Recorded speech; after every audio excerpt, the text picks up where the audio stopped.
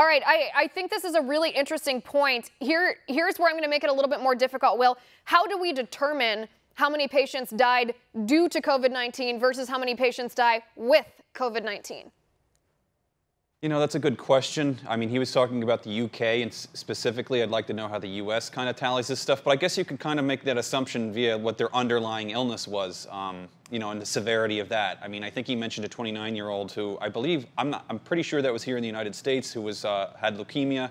And I remember the news break was 29-year-old dies from coronavirus. I read the article, and he had leukemia. It went undiagnosed. But you know, it was reported that COVID-19 took his life, and you know, I was thinking, you know, this was, you know, it doesn't sound right to me. So you know, when I found you know, Dr. John Lee's article, it kind of, you know, resonated with me. It seems that, you know, we have to look at the data that we have. There's a lot of unknowns yet with the coronavirus. If you look at the influenza data, and it gets compared to this an awful lot, the death rate is 0.1%. But built into those models are people who never sought any health care, who never went to the doctor, who never got tested. We don't have the same modeling for the coronavirus because we literally have zero idea how many people had it. And there's some experts who speculate it's been in the United States since early January.